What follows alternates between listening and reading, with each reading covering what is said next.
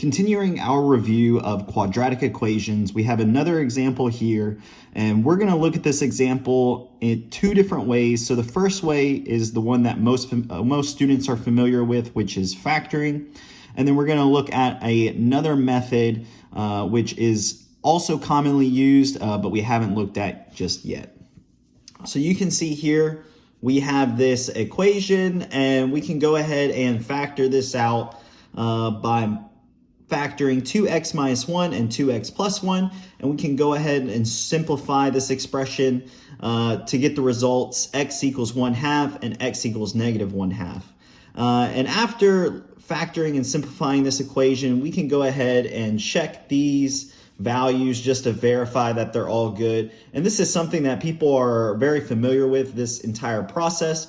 But another method that I wanted to look at is the square root property method. So we have, if p squared is equal to d, then p is equal to plus or minus the square root of d. And this is a great example to use that method because we only have one variable raised to the second power. So that's something that you can notice right away and know that this is probably going to be the simplest method for solving this expression.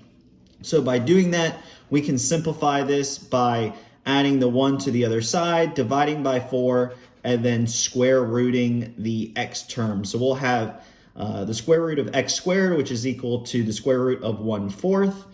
By performing this operation, you can see that x is going to equal plus or minus the square root of 1 over the square root of 4. So this is going to equal plus or minus 1/2. And you can see that this is the exact same solution that we got previously, but it's a little bit shorter of an operation, fewer steps involved, and you can get here in just a shorter amount of time.